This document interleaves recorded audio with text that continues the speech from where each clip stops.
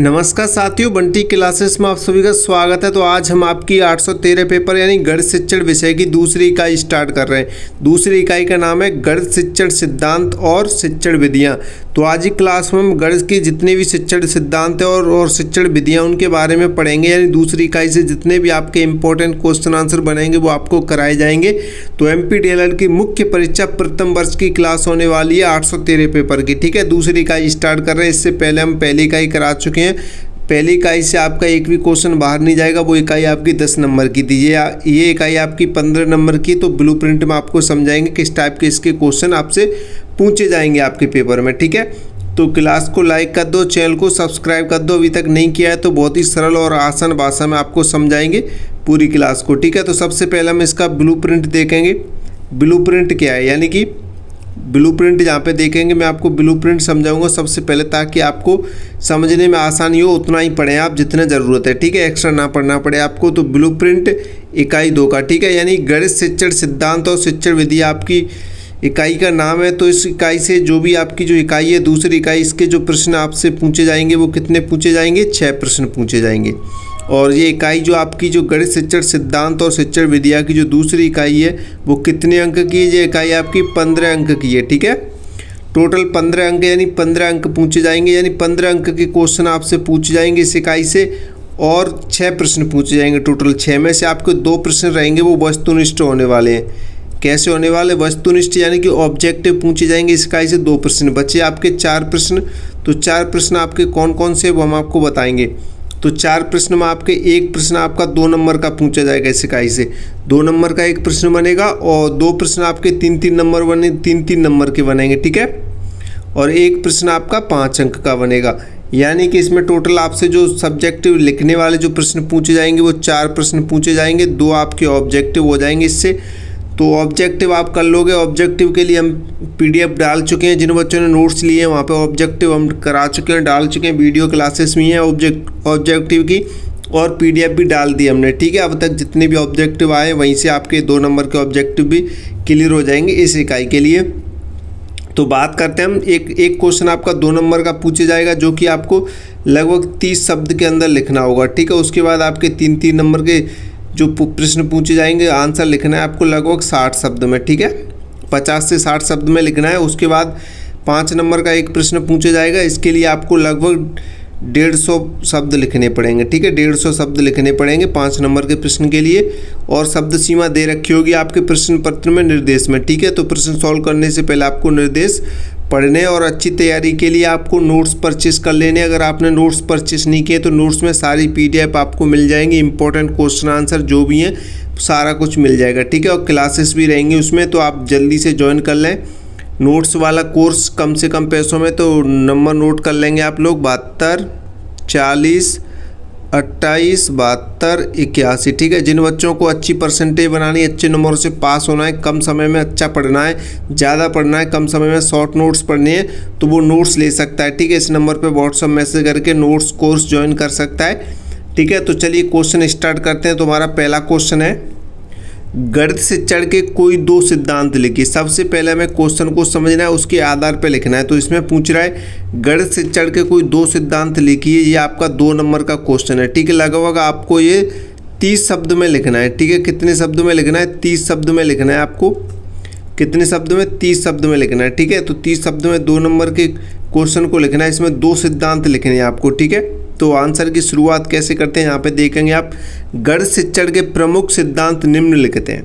भाई आपको 2 लिखने हैं, तो पहले शुरुआत भी अच्छी होनी चाहिए कि गणित शिक्षण के प्रमुख 2 सिद्धांत इस प्रकार हैं। गणित शिक्षण के प्रमुख सिद्धांत निम्नलिखित हैं। आप कुछ भी ऐसे लिख सकते हैं। ठीक है, थोड़ा अच्छा लगता है। तो पहला जो सिद्धांत रहेगा आपका ज्ञात से अज्ञात की ओर रहेगा। कौन सा रहेगा, ज्ञात से अज्ञात की ओर। ठीक है, तो ज्ञात से अज्ञात की ओर सिद्धांत होता है, उसमें क्या होता है यहाँ पे पढ़ेंगे। इस सिद्धांत के अनुसार शिक्षक विद्यार्थियों के पहले से ज्ञात ज्ञान के आधार पर नया ज्ञान प्रदान करता है। इससे विद्यार्थी नई बातों को आसानी से समझ लेते हैं। यानी कि ये सिद्धांत कहता है ज्ञात से अज्ञात की ओर, यानी कि पहले से ही आपको ज्ञात है, ठीक है, उसी के आधार पर अब अज्ञात की ओर ले जाते हैं, बच्चों को नया ज्ञान देते हैं, तो बच्चे क्या करते हैं, उसे जल्दी से आसानी से समझ लेते हैं, थोड़ा और अच्छे से समझें इसे। इस सिद्धांत के अनुसार शिक्षक क्या करता है, विद्यार्थियों को पहले से ज्ञात ज्ञान के आधार पर, जैसे कि आपको जोड़ आते हैं, ठीक है, गुणा भाग आते हैं, तो उसी के आधार पे आपको थोड़े हार्ड लेवल की तरफ ले जाएगा शिक्षक, उन्हीं के आधार पर, उन्हीं के बेस पे आपको सवाल यानी कि सवाल सॉल्व कराएगा, ठीक है। अगर आप पे जोड़ आते हैं तो आपको जोड़ के आधार पर ही अगर कोई क्वेश्चन सवाल पूछ देता है वो सॉल्व करने के लिए, तो आप उसे कर सकते हैं, ठीक है। तो ये होता है ज्ञात से अज्ञात की ओर, ठीक है, क्लियर।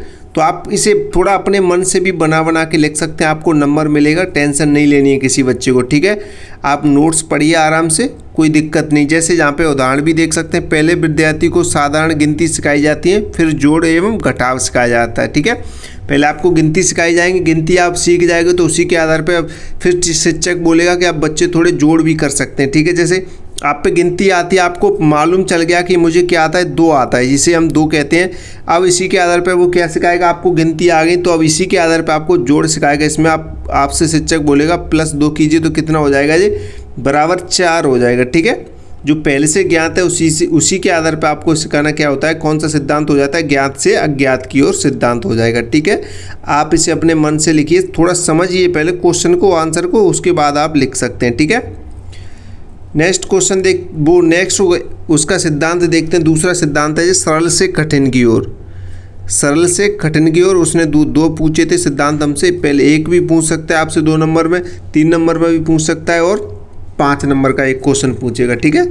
तो इस सिद्धांत के अनुसार शिक्षण कार्य सरल विषयों से प्रारंभ करके धीरे धीरे कठिन विषयों की ओर ले जाता है। सरल से कठिन, यानी कि इस सिद्धांत में क्या होता है, शिक्षण होता है वो कैसा होता है, जो सरल विषयों से प्रारंभ होता है और धीरे धीरे कठिन विषयों की ओर ले जाता है। जैसे पहले सरल जोड़ सिखाया जाता है, उसके बाद बड़ी संख्याओं का जोड़ कराया जाता है। जैसे मैंने अभी आपको बताया था, जैसे आपको पहले सरल चीज़ सिखाएंगे हम, जैसे आपको जोड़ आ रहा है, ठीक है, तो हम पहले आपको सरल संख्या देंगे 2 + 2, तो आप तुरंत बता दोगे 4, ठीक है।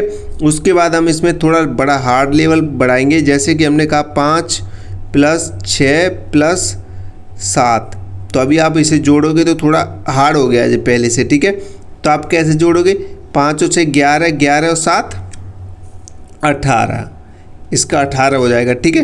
कहाँ जी सिंपल था, ऐसे ही फिर थोड़ा और हार्ड लेवल ले जाएंगे आप, ठीक है, क्लियर, ऐसे आपको लिखना है, ठीक है। उसके बाद नेक्स्ट क्वेश्चन देखते हैं। नेक्स्ट क्वेश्चन कह रहा है शिक्षक किसी विद्यार्थी के कच्चा स्तर अनुसार गणित अधिगम को कैसे सुनिश्चित करते हैं।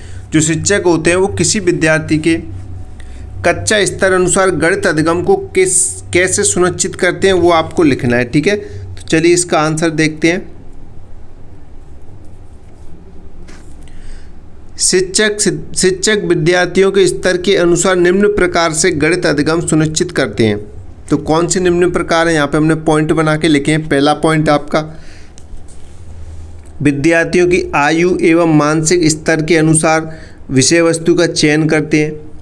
शिक्षक विद्यार्थियों के स्तर के अनुसार, तो स्तर में आपकी आयु आ जाएगी, मानसिक स्तर, और उसी के आधार पर बच्चों के लिए क्या है, विषय का चयन करते हैं, ठीक है, विषय वस्तु का, कि हमें बच्चों को क्या पढ़ाना है। ऐसे तो नहीं है कि 5वीं बच्चे को आप 10वीं का गणित पढ़ाओ, ठीक है, तो ऐसा नहीं होगा। बच्चों का लेवल देखना होगा, स्तर देखना होगा कि 5वीं का बच्चा है तो उसका मानसिक स्तर कैसा है और आयु कैसी है, तो उसी हिसाब से हमें विषय वस्तु का चयन करना चाहिए, ठीक है, गणित अधिगम के लिए, यानी गणित को सीखने के लिए। उसके बाद दूसरा आप देख सकते हैं, सरल एवं स्पष्ट भाषा का प्रयोग करेंगे छोटे बच्चों के लिए, ठीक है। अगर बच्चों की आयु 5 है तो उसी हिसाब से लैंग्वेज भी सेलेक्ट करेंगे। उसके बाद शिक्षण सामग्री यानी कि TLM जैसे चार्ट, अबेकस, मॉडल आदि का उपयोग करते हैं। गतिविधि आधारित शिक्षण अपनाते हैं। विद्यार्थियों को पर्याप्त अभ्यास एवं पुनरावृत्ति कराते हैं। पुनरावृत्ति का मतलब समझते हैं आप, बार बार दोहराना, ठीक है, उसी चीज़ को फिर से दोहराना। कमज़ोर विद्यार्थियों को व्यक्तिगत सहायता प्रदान करना, यानी कि इसमें जो बच्चे कमज़ोर हैं, जिनको आसानी से समझ नहीं आता है गणित, उनको खुद पर्सनली अच्छे से समझाना, ठीक है, व्यक्तिगत सहायता प्रदान करना, क्लियर। और देखें यहाँ पे 2 पॉइंट और हैं। दैनिक जीवन के उदाहरणों द्वारा गणित को रोचक बनाते हैं, ठीक है। दैनिक जीवन उदाहरणों के द्वारा, जैसे कि आप बाज़ार से क्या खरीदते हो, आपने एक गोली टॉफ़ी खरीदते हैं छोटे बच्चे, तो जो दैनिक जीवन की ज़रूरतें आपके दो दैनिक जीवन के उदाहरण देकर आपको गणित को रोचक बनाया जाता है शिक्षक द्वारा, ताकि बच्चे उसे आसानी से समझ सके। उसके बाद समय समय पर मूल्यांकन करके कठिनाइयों का समाधान करते हैं, यानी कि बार बार आपसे क्वेश्चन करेंगे कि आपने क्या पढ़ा दिया। उसके बाद क्वेश्चन करते हैं कि मैंने अभी आपको जोड़ सिखाया, तो काफ़ी बच्चों से करके दिखाएंगे 2 + 2 कितना हो गया। मूल्यांकन करते हैं तो बच्चे बोलते 4, तो हमें लगता है बच्चे सीख रहे हैं। इसी आधार पर हम पूछेंगे कि 4 और 4 कितना हो गया, बच्चे बोलेंगे 4 और 4 8 हो गया। तो इससे पता चलता है, काफ़ी बच्चे बोलेंगे 7 हो गया सर, 4 और 4 7 हो गया। तो हम उन्हें उनकी जो कठिनाइयाँ कमजोरियाँ देखेंगे, उन्हें किस तरीके से गिना है, फिर हम उन्हें बताएंगे 4 और 4 8 होता है। ठीक है, तो आप इसी आधार पर अपने मन से भी लिख सकते हैं, तो आपको अच्छा नंबर मिल जाएगा। टेंशन नहीं लेनी, ठीक है, डरना नहीं है किसी भी चीज़ को लेकर। आप बस नोट्स पढ़ो अच्छे से। नोट्स के लिए आपको फिर नंबर नोट करा देता हूँ मैं, 72 40 28 72 81। ठीक है, नोट्स में हमने इंपॉर्टेंट क्वेश्चन आंसर रखें, ज़्यादा इधर उधर मत भागो, आप नोट्स पढ़ लो, नोट्स से सारे क्वेश्चन आपके हो जाएंगे। ठीक है, रिलेटेड क्वेश्चन पूछेगा आपसे, टेंशन नहीं लेनी है किसी भी बच्चे को, आराम से पढ़ाई करो। बस काफ़ी समय आपके पास 10 दिन है, 10 दिन बहुत है, एक एक दिन का गैप मिलेगा बीच में, आप उनमें भी कवर कर जाओगे। ठीक है, अगर आप टेंशन लोगे तो भाई 10 दिन क्या, 1 साल भी कम पड़ जाएगा। ऐसे बहुत सारे बच्चे ऐसे, उन्होंने अभी किताब खोल के नहीं देखी, वो हमारी क्लासेस ही देख रहे हैं, बस क्लासेस देख के ही पास हो जाएंगे, क्योंकि हम जो कराते हैं वो इम्पोर्टेंट कराते हैं। ठीक है, तो नेक्स्ट क्वेश्चन हमारा क्या कह रहा था,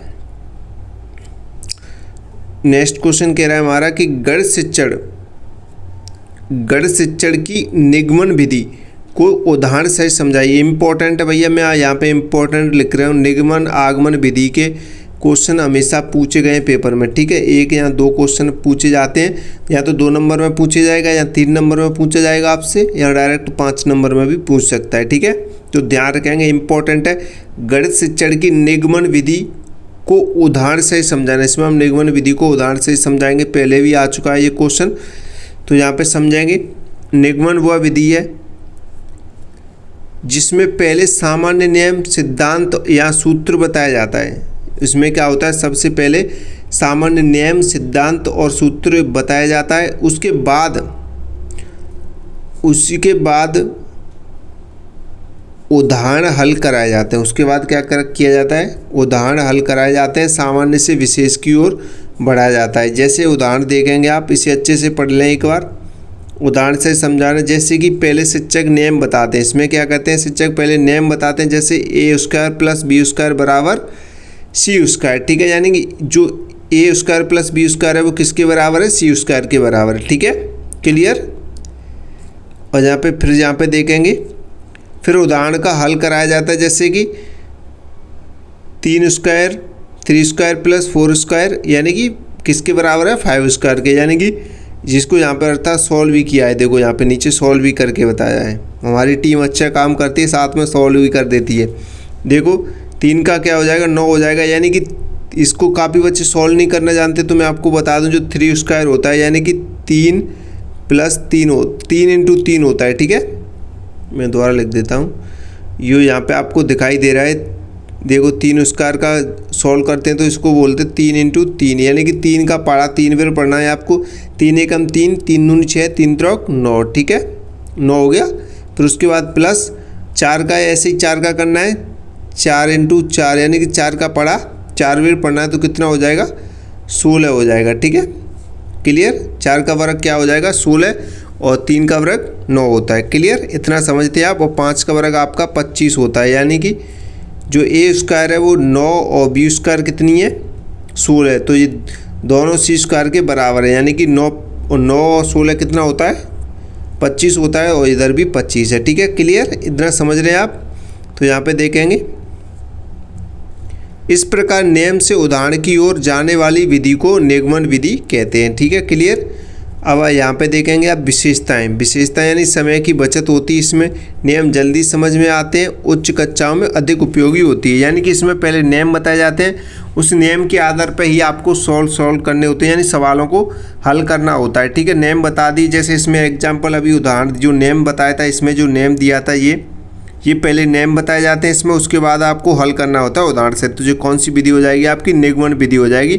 एक बार और इसे पढ़ेंगे। निगमन विधि वह विधि है जिसमें पहले सामान्य नियम सिद्धांत या सूत्र बताया जाता है तथा बाद में उसके आधार पर उदाहरण हल कराए जाते हैं। जो नेम बताया जाता है उसी आधार पर आपके वो जो भी सवाल रहते हैं वो हल कराए जाते हैं, सामान्य विशेष की ओर बढ़ा जाता है इसमें, ठीक है।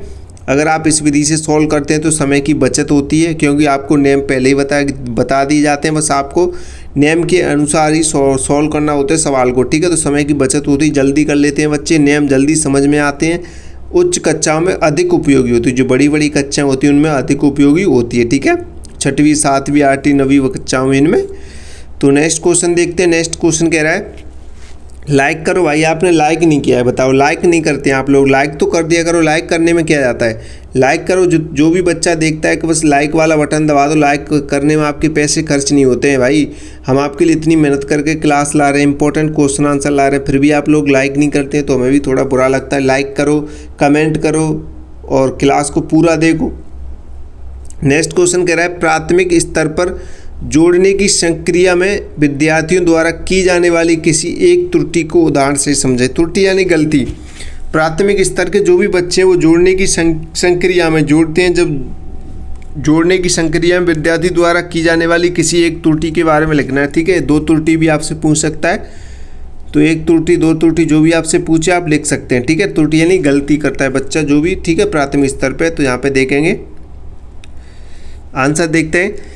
प्राथमिक स्तर पर विद्यार्थी कई बार स्थान मान यानी प्लेस वैल्यू को सही प्रकार से नहीं समझ पाते हैं, उसके कारण जोड़ में त्रुटि करते हैं कई बच्चे, ठीक है। स्थानीय मान को नहीं समझ पाते हैं यानी प्लेस वैल्यू को, ठीक है।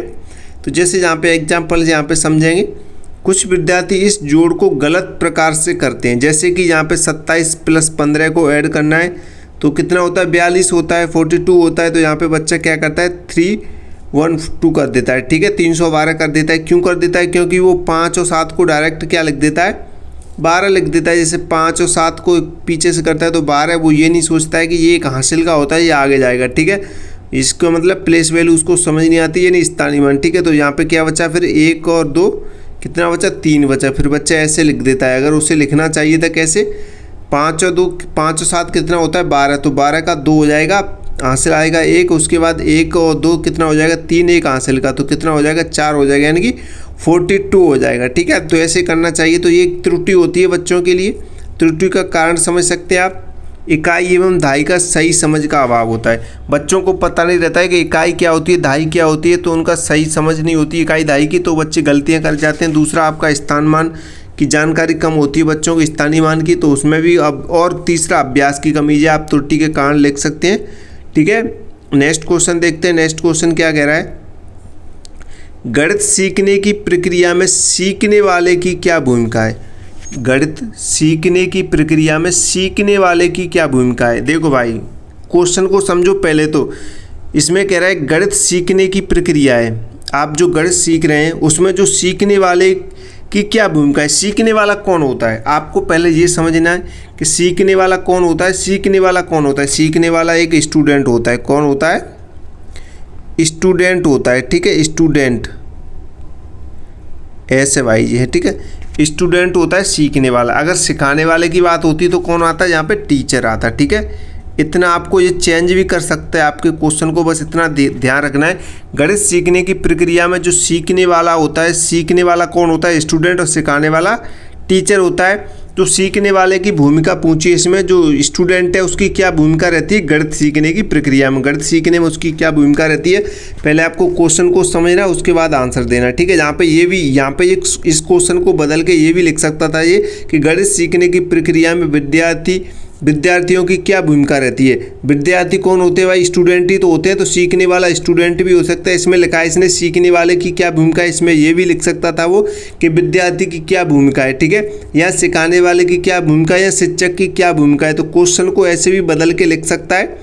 यहाँ पे सीखने वाले की, यानी सीखने वाला कौन होता है, स्टूडेंट होता है, विद्यार्थी होता है, ठीक है। तो यहाँ पे ये सेम रहेगा। अगर यहाँ पे स्टूडेंट यानी विद्यार्थी दे दे तब भी आपको यही आंसर लिखना है, और सीखने वाले के लिए, ठीक है, और सिखाने वाले के लिए टीचर भी लिख सकता है, वो सिखाने वाला भी लिख सकता है, ठीक है। तो चलिए क्वेश्चन देखते हैं। गणित सीखने की प्रक्रिया में सीखने वाले की भूमिका बतानी है, ठीक है। तो यहाँ पे देखेंगे गणित सीखने की प्रक्रिया में सीखने वाले की महत्वपूर्ण भूमिका होती है। सीखने वाले की क्या रहती है? महत्वपूर्ण भूमिका रहती है, यानी कि स्टूडेंट की महत्वपूर्ण भूमिका रहती है। सीखने वाले की भूमिका यहाँ पे देखेंगे, तो सीखने वाले की क्या क्या भूमिका रहती है वो आपको यहाँ पे देखनी है। तो सबसे पहली जो भूमिका रहेगी, कक्षा में सक्रिय भागीदारी, यानी कि कक्षा में उसे एक्टिव रहना पड़ेगा। जो भी बच्चा है, जो भी पढ़ रहा है, उसे एक्टिव रहना पड़ेगा। प्रश्न पूछकर जिज्ञासा व्यक्त करनी पड़ेगी, ठीक है। अगर बच्चा अटक रहा है, उसके मन में जो भी क्वेश्चन आ रहे हैं वो पूछकर उसे अपने मन में क्या उत्पन्न करनी पड़ेगी? जिज्ञासा व्यक्त करनी पड़ेगी। उसके मन में जो भी है उसे पूछना पड़ेगा, ठीक है। नियमित अभ्यास करना पड़ेगा। समस्याओं को स्वयं हल करने का प्रयास करना पड़ेगा। ऐसा नहीं कि सर गुरुजी बता के चले गए, आप लोग वैसे छोड़ दिया, जितना बताया उतना पढ़ दिया। तार्किक एवं विश्लेषणात्मक सोच विकसित करना, तो इस सीखने वाले की क्या है? भूमिका है, ठीक है। और गणित को दैनिक जीवन से जोड़कर समझना, शिक्षक के निर्देशों का पालन करना, ठीक है। और इस प्रकार विद्यार्थी सक्रिय रहकर गणित अधिगम को क्या करता है? प्रभावी बनाता है। तो सीखने वाले की पॉइंट है, सीखने वाला कौन होता है? स्टूडेंट होता है। बस आपको ऐसे सॉल्व करने सारे क्वेश्चंस को, ठीक है। उसके बाद नेक्स्ट क्वेश्चन देखेंगे, आगमन विधि के पदों का वर्णन उदाहरण सहित कीजिए। आगमन विधि, ये भाई घुमा फिरा के क्वेश्चन पूछता है, तो आपको ध्यान रखना है, ठीक है। आगमन विधि के पदों का वर्णन करना है उदाहरण सहित। तो चलिए आगमन विधि को समझते हैं। पहले आगमन विधि वह विधि है जिसमें विशेष उदाहरणों के आधार पर सामान्य नियम बनाया जाता है। इसमें विशेष से सामान्य की ओर बढ़ा जाता है। देखो भाई, निगमन विधि का उल्टा है आगमन, और आगमन का उल्टा है निगमन, ठीक है। अब निगमन विधि में क्या हुआ था कि अभी हमने सूत्रों से जो सूत्र यानी नियम बताए थे उसके आधार पर हमने सवाल सॉल्व किए थे। इसमें पहले उदाहरण कराए जाएंगे, उसके आधार पर नियम बनाए जाएंगे, ठीक है। ये आगमन विधि होती है आपकी। तो इसके बारे में आगे भी नेक्स्ट पढ़ेंगे। पहले आप आगमन विधि के क्या देखते हैं? पद देखते हैं, ठीक है। तो आगमन विधि के पद कौन कौन से? उदाहरण प्रस्तुत करना। इसमें क्या होता है? आगमन विधि में उदाहरण प्रस्तुत होता है, यानी कि शिक्षक विद्यार्थियों के सामने कई उदाहरण प्रस्तुत करते हैं, ठीक है। पहले वो उदाहरण देते हैं, जैसे कि यहाँ पे देखेंगे 2 + 3 कितना हो गया? 5, और बराबर 3 + 2 भी कितना होता है? 5 होता है, ठीक है। जैसे 4 + 5 यानी संख्याओं को इधर उधर पलट दिया है इन्होंने, ठीक है। इनके आधार पर आप नियम बना सकते हैं। एक उदाहरण देता है पहला आगमन विधि में, उसके बाद नियम बनाया जाता है। अवलोकन करना, यानी कि विद्यार्थी उदाहरणों का ध्यानपूर्वक क्या करते हैं? निरीक्षण करते हैं। उसके बाद आपका पद हो जाएगा तुलना करना, यानी विद्यार्थी विभिन्न उदाहरणों की तुलना करते हैं। फिर उसके बाद निष्कर्ष निकालना, यानी विद्यार्थी सामान्य नियम निकालते हैं कि जोड़ में क्रम बदलने पर योग नहीं बदलता है, ठीक है। अब इसकी विशेषता देखेंगे। आगमन विधि की विशेषता भी आपसे पूछ लेता है। तो सीखना क्या होता है? इसमें स्थायी होता है, क्योंकि नियम बच्चा खुद निकाल रहा है। आपसे कह दिया कि 2 + 2 यानी 2 + 3 कितना हो गया? आपने लिख दिया 5, और सेम इसी को ऐसे लिख देता हूँ 3 + 2 तब भी 5 आएगा, ठीक है। तो ये कैसे निकाला? बच्चा निकाल रहा है, ठीक है, उदाहरण से नियम बना के। फिर उसके बाद यहाँ पे देखें, विद्यार्थियों में खोज एवं चिंतन शक्ति विकसित होती है इससे, और यह बाल केंद्रित विधि होती है, ठीक है। आगमन विधि कैसी होती है? बाल केंद्रित होती है, क्योंकि इसमें बालक ही करता है। अब इसमें इम्पोर्टेंट है भाई, 5 नंबर में पूछ लेगा भाई। 5 नंबर के लिए, 3 नंबर के लिए इम्पोर्टेंट है। 5 नंबर के लिए इसमें 5 अंतर पूछेगा, 3 नंबर के लिए 3 पूछेगा, और 2 नंबर के लिए 2 अंतर पूछेगा इसमें, ठीक है। क्लियर? तो क्वेश्चन इंपॉर्टेंट है, मैं यहाँ पे लिख देता हूँ, लो आपके सामने इम्पोर्टेंट, वेरी इंपॉर्टेंट है भाई, वेरी इंपॉर्टेंट। अंतर समझ लेंगे अभी, ठीक है। वेरी इंपॉर्टेंट है भाई। आगमन एवं निगमन विधियाँ दोनों एक दूसरे की उल्टी पुल्टी, यानी कि एक दूसरे के विपरीत है। तो उसके 5 अंतर आपसे पूछ लेगा 5 नंबर के प्रश्न में, ठीक है। पहले भी पूछा गया है तो पूछ सकता है इस बार भी, ठीक है। एक ना एक क्वेश्चन इससे जरूर पूछेगा आगमन निगमन विधि से, ठीक है। तो आगमन विधि इधर की साइड है और निगमन विधि इधर की साइड है, यानी कि विशेष से सामान्य की ओर जाती है कौन सी विधि? आगमन विधि। और सामान्य से विशेष की ओर कौन जाती है? निगमन विधि। बस उल्टा कर दिया, बस देखो ये विशेष से सामान्य की ओर जा रही है और आगमन विधि, और निगमन विधि सामान्य से विशेष की ओर जा रही है। अगर आप पे एक आ गई तो बस दूसरे का उल्टा करते जाओ, दूसरे अंतर अपने आप निकल आएगा, ठीक है। पहले उदाहरण दिए जाते हैं किसमें? आगमन विधि में, और पहले नियम या सूत्र बताया जाता है किसमें? निगमन विधि में, ठीक है। उसके बाद और अंतर देखें, विद्यार्थी स्वयं नियम खोजते हैं किसमें? आगमन विधि में। और निगमन विधि में शिक्षक नियम समझ आता है, ठीक है। यह खोज आधारित विधि है कौन? आगमन विधि इसमें खोज करते हैं, और यह व्याख्या आधारित विधि है, इसमें व्याख्या करता है कौन? शिक्षक करता है, ठीक है, निगमन विधि में। और उसके बाद आप यहाँ पे देखेंगे सीखना अधिक स्थायी होता है किसमें, आगमन विधि में। सीखना अपेक्षाकृत कम स्थायी होता है किसमें, निगमन विधि में। तो निगमन और आगमन विधि के जो आपके 5 अंतर हैं जो आपको अच्छे से समझ लेने, ठीक है। एक दूसरे के विपरीत हैं, बस आपको समझ लेने और अच्छे से ऐसे थोड़ा बहुत याद रखना है ताकि आप इसे अच्छे से कर पाएँ पेपर में, ठीक है। पेपर के जो शब्द सीमा के अकॉर्डिंग ही लिखना है आपको।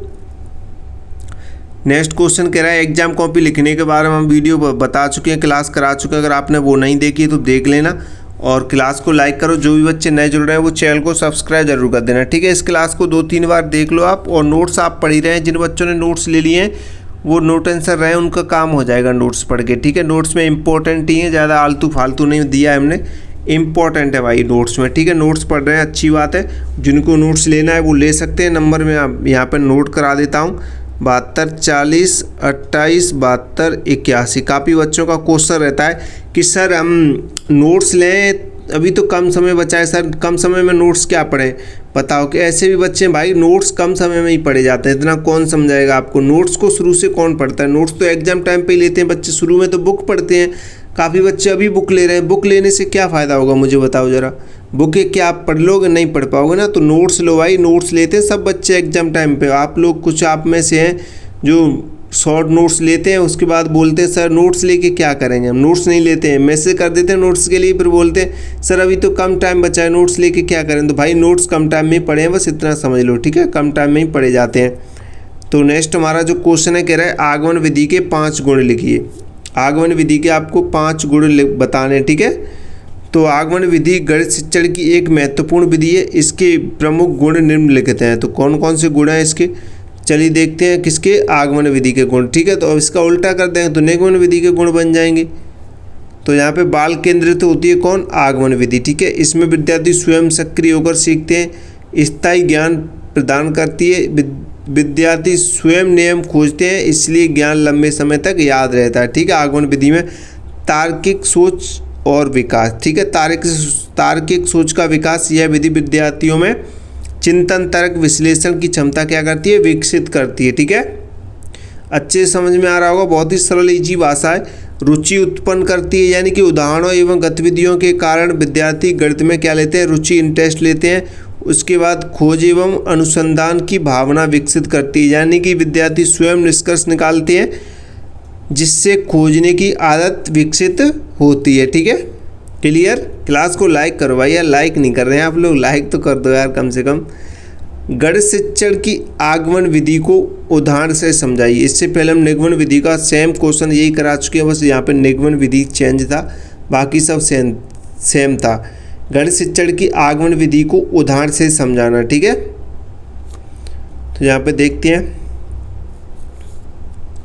आगमन विधि वह विधि है जिसमें पहले विशेष उदाहरण प्रस्तुत किए जाते हैं तथा बाद में उन उदाहरणों के आधार पर सामान्य नियम बनाए जाते हैं।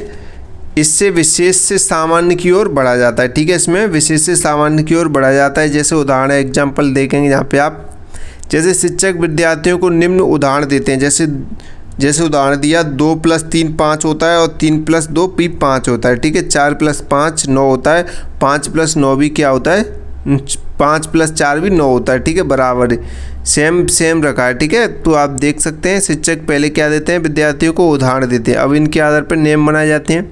जैसे विद्यार्थी उन उदाहरणों का अवलोकन करके निष्कर्ष निकालते हैं कि जोड़ में संख्याओं का क्रम बदलने पर योग नहीं बदलता है, ठीक है। सेम ही रहेगा, चाहे आप संख्या आगे पीछे कैसा भी बदल लो। उसके बाद इसकी विशेषताएं देखें, विशेषता भी पूछ लेता है आपसे, तो विशेषता भी आपको पता होनी चाहिए। यह खोज आधारित विधि होती है, विद्यार्थियों में तार्किक क्षमता का विकसित होती है और सीखना अधिक स्थायी होता है इसमें, ठीक है, आगमन विधि में। नेक्स्ट क्वेश्चन देखते हैं। नेक्स्ट क्वेश्चन कह रहा है गणित सीखने की प्रक्रिया में अभिप्रेरणा का क्या महत्व। अभिप्रेरणा यानी कि मोटिवेशन, ठीक है। मोटिवेशन का क्या महत्व रहता है सीखने में, गणित सीखने में, ठीक है। तो ये आपको बताना है। क्वेश्चन को समझो। सबसे पहले क्वेश्चन कह रहा है गणित सीखने की प्रक्रिया में अभिप्रेरणा का क्या महत्व। अभिप्रेरणा यानी मोटिवेशन का क्या महत्व है। आप गणित सीख रहे हैं तो उसमें आपको मोटिवेशन का क्या महत्व है वो आपको बताना है सीखने में। बच्चे गणित सीख रहे हैं तो मोटिवेशन का क्या महत्व रहता है गणित सीखने में, वो चीज़ आपको लिखनी है, ठीक है। इसे आप अपने शब्दों में भी लिख सकते हैं। तो चलिए, अभिप्रेरणा यानी कि मोटिवेशन विद्यार्थियों की सीखने के लिए क्या करती है, प्रेरित करती है। मोटिवेशन क्या करता है बच्चों को गणित सीखने में प्रेरित करता है। ठीक है, क्या करता है?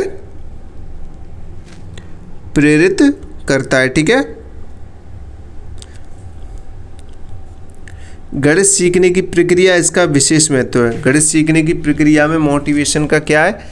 विशेष महत्व है। ठीक है, अभिप्रेरणा, अभिप्रेरणा बोलते हैं मोटिवेशन को हिंदी में। ठीक है, तो अभिप्रेरणा यानी मोटिवेशन का महत्व यहाँ पे देखेंगे, पॉइंट के माध्यम से समझेंगे। सबसे पहले देखेंगे विद्यार्थियों में गणित की प्रति रुचि उत्पन्न करते हैं। जैसे मैं भी आपसे कुछ मोटिवेशन लाइन कहूँ तो आपको गणित के बारे में मोटिवेशन करूँ तो आपको इंटरेस्ट आने लगेगा। ठीक है, रुचि आपकी उत्पन्न होगी गणित सीखने में। उसके बाद सीखने की गति, उत्साह बढ़ाती है। सीखने की गति एवं उत्साह बढ़ाती है क्या? अभिप्रेरणा। ठीक है, मोटिवेशन से गणित सीखने को एकदम उत्साह, एकदम ऊर्जा सी आ जाती है कि नहीं मुझे तो अभी गणित सीखना ही सीखना है।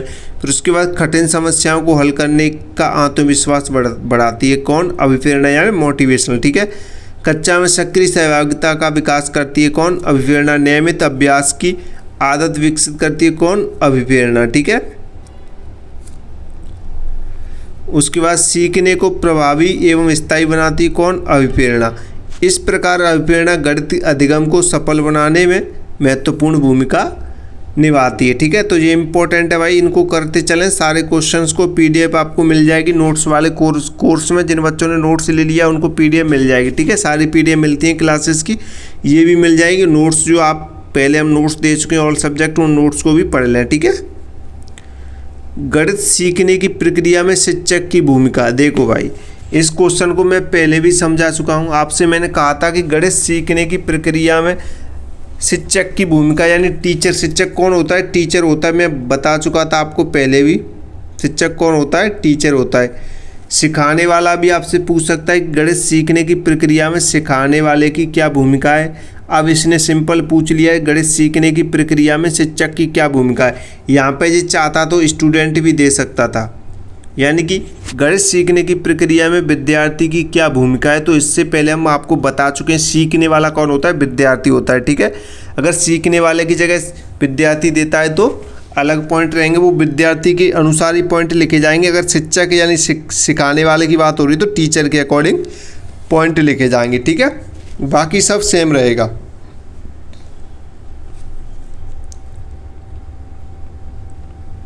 तो देखते हैं इसका आंसर।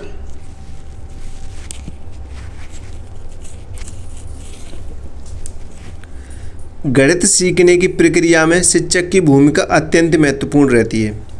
गणित सीखने की प्रक्रिया में शिक्षक की भूमिका कैसी रहती है? अत्यंत महत्वपूर्ण रहती है। अगर स्टूडेंट होता तो हम जैसे शिक्षक की जगह क्या रख देते?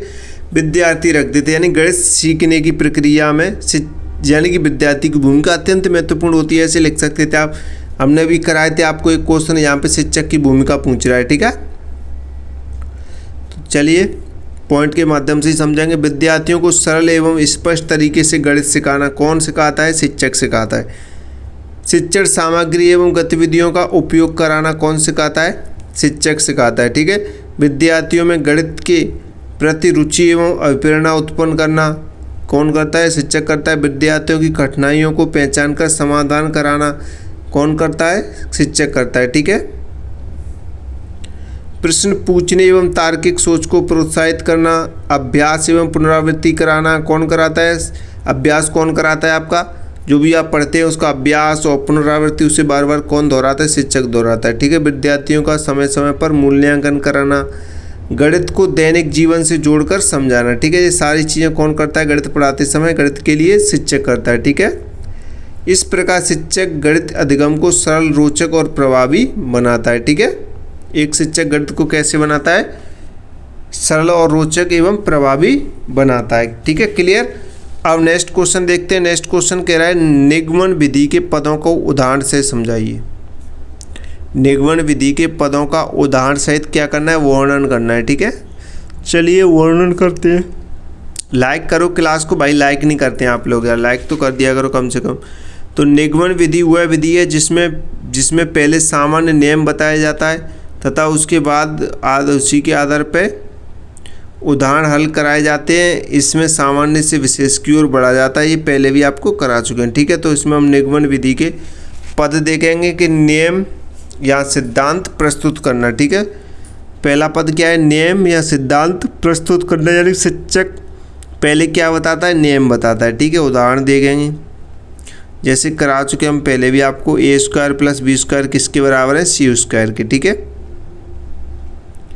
दूसरा आपका हो जाएगा, दूसरा पद नियम की व्याख्या करना, यानी शिक्षक नियम का अर्थ समझाता है कि समकोण त्रिभुज में कर्ण का वर्ग अन्य दो भुजाओं के क्या है, वर्गों के बराबर होता है। ठीक है, तीसरा आपका हो जाएगा उदाहरण प्रस्तुत करना, यानी नियम के आधार पर उदाहरण हल किए जाते हैं। ये जैसे कि आप देख सकते हैं 3 स्क्वायर 4 स्क्वायर यानी कि 5 स्क्वायर बराबर। ठीक है, अभ्यास कराना, तो ये पद आप लिख सकते हैं, इसमें अपनी अकॉर्डिंग भी कुछ शब्द कुछ लाइन जोड़ सकते हैं। ठीक है, शब्द सीमा के हिसाब से ये आपको आंसर लिखना है। मैं आपको शॉर्ट में करा रहा हूँ ताकि आप इनको समझ सकें, बाकी आपको और अच्छे से इनको करना है। ठीक है, अच्छे से करना है, सही तरीके से लिखना है एग्जाम कॉपी में, तभी आपको अच्छा नंबर मिलेगा।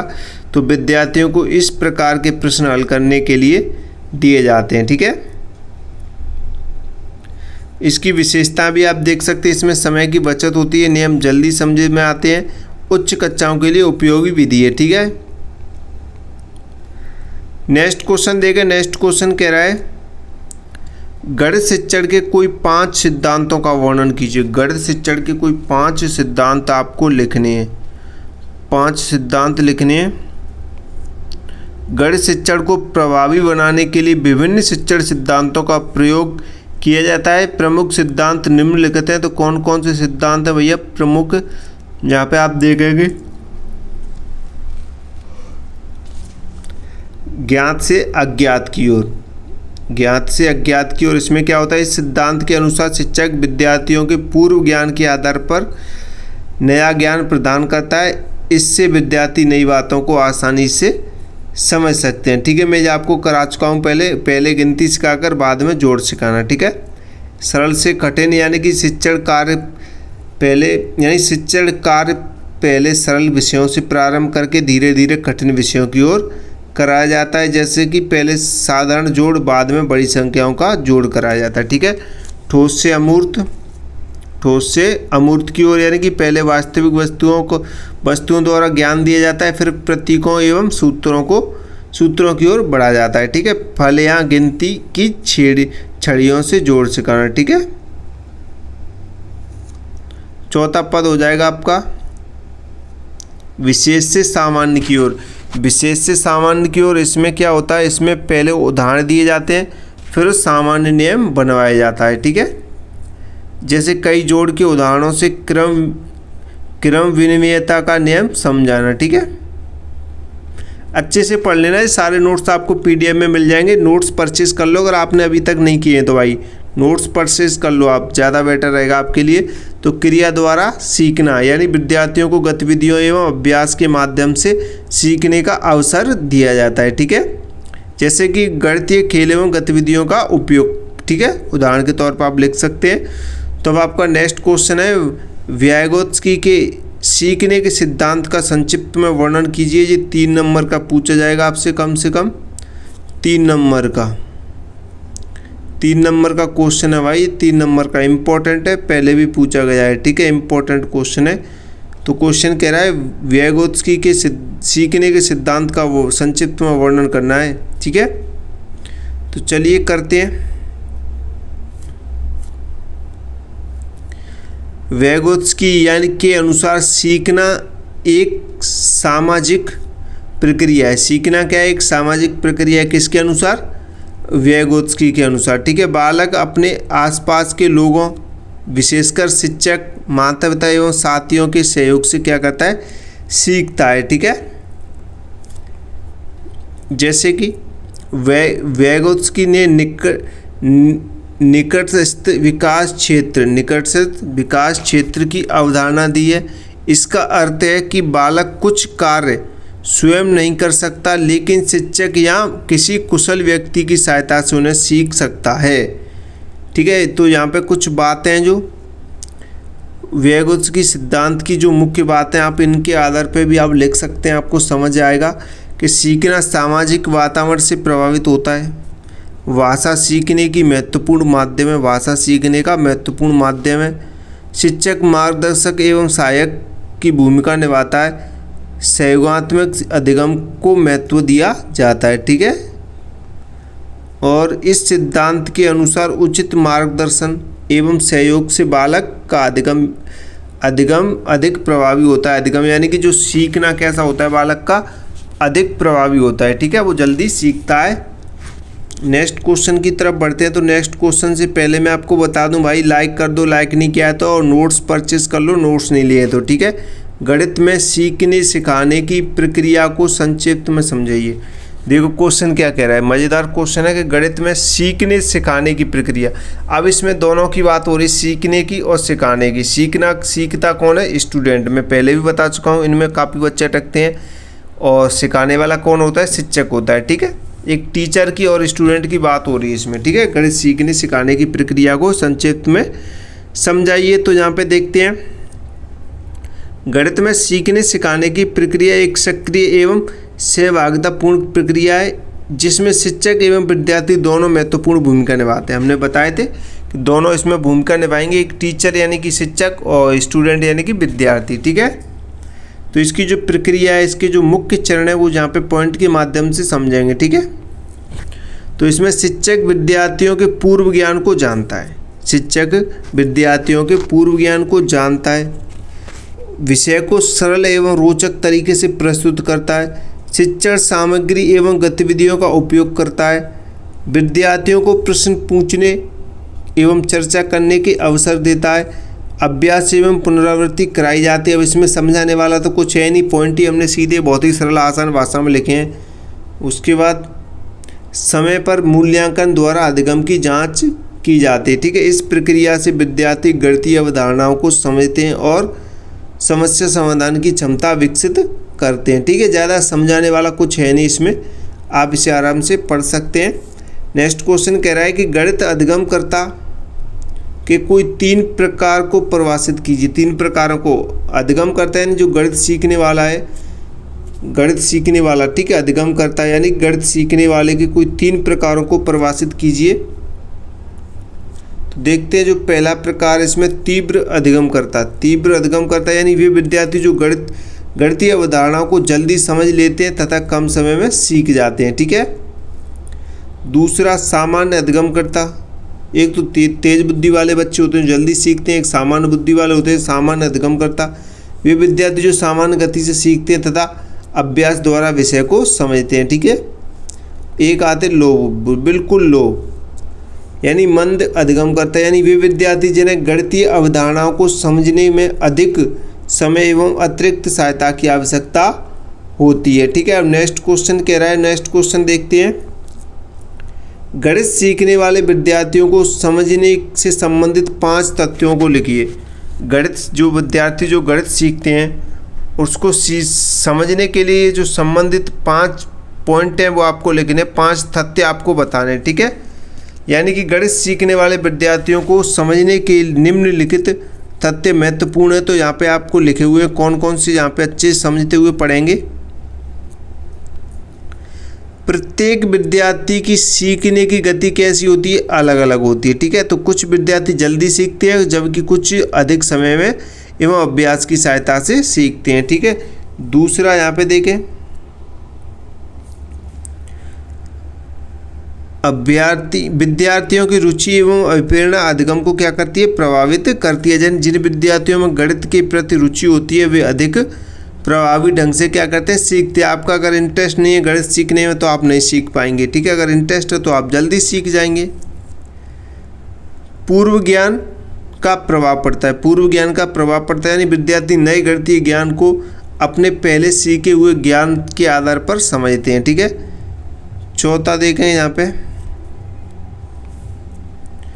गतिविधि एवं अनुभव द्वारा सीखना अधिगम प्रभावी होता है, अधिक प्रभावी होता है। यानी विद्यार्थी खेल गतिविधियों एवं वास्तविक जीवन के उदाहरणों से गणित को क्या करते हैं? बेहतर समझते हैं। ठीक है, उसके बाद आपका 5वां आता है कि प्रत्येक विद्यार्थी की क्षमता एवं आवश्यकता अलग होती है, इसलिए शिक्षक को विद्यार्थी के स्तर के अनुसार शिक्षण कार्य कराना चाहिए। ठीक है, नेक्स्ट क्वेश्चन कह रहा है कि सीखने के संदर्भ में वुडवर्थ एवं गेट्स की परिभाषाएं लिखिए।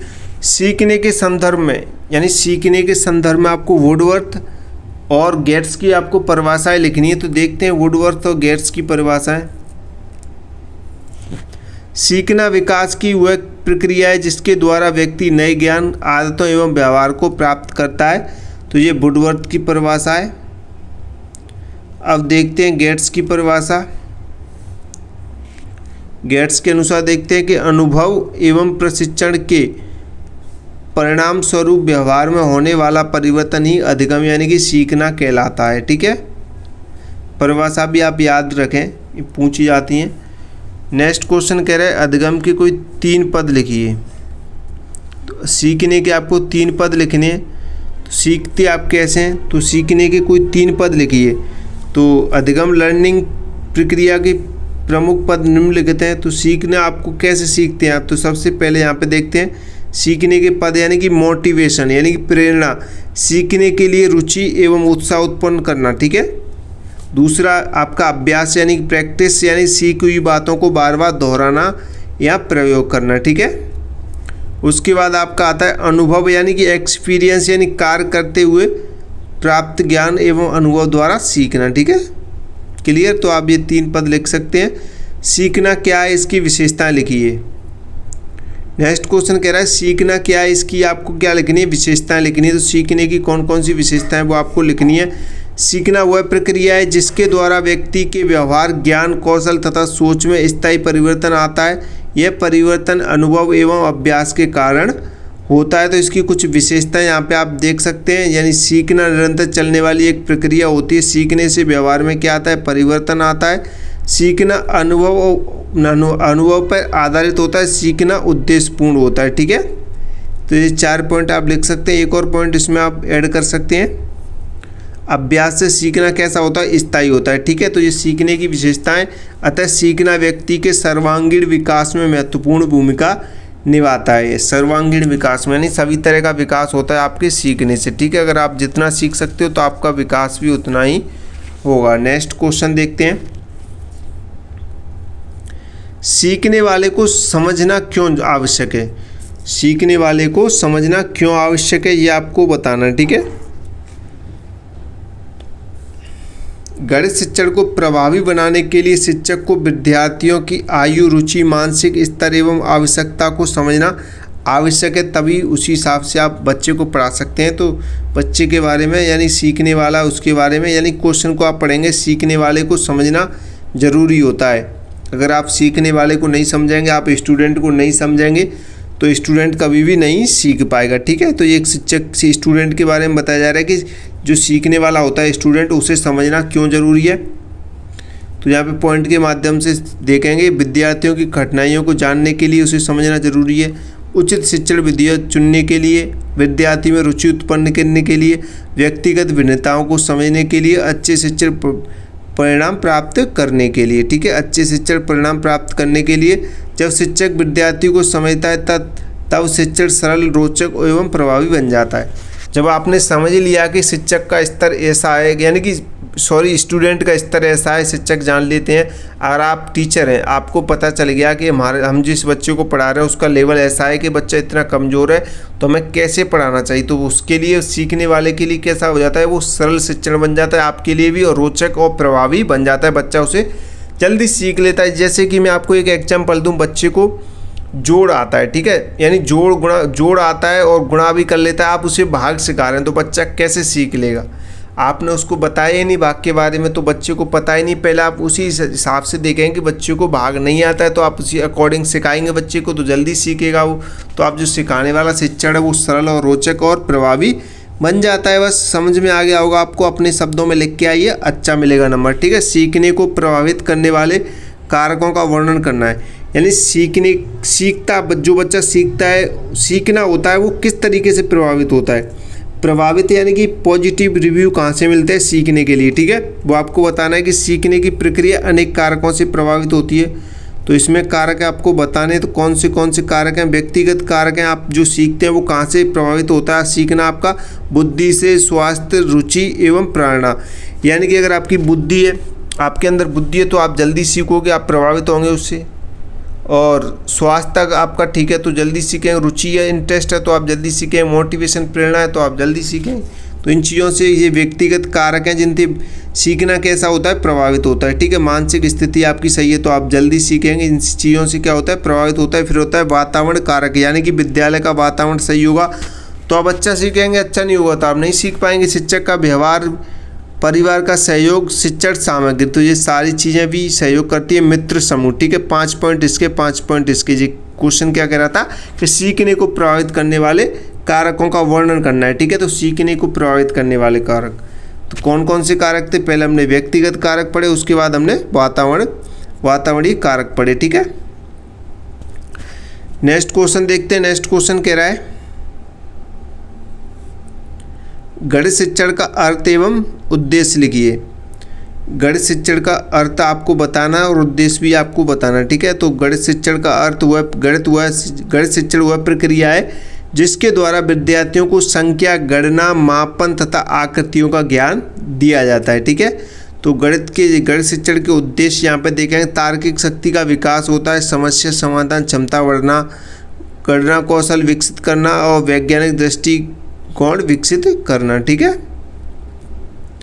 और दैनिक जीवन में गणित का उपयोग करना सिखाना, मानसिक अनुशासन उत्पन्न करना। ठीक है, तो ये 6 पॉइंट दे रखे हैं और निष्कर्ष में आप देख सकते हैं गणित शिक्षण विद्यार्थियों को तार्किक एवं व्यवहारिक जीवन के लिए तैयार करता है। ठीक है, नेक्स्ट क्वेश्चन कह रहा है गणित शिक्षण की प्रमुख विधियों का वर्णन कीजिए।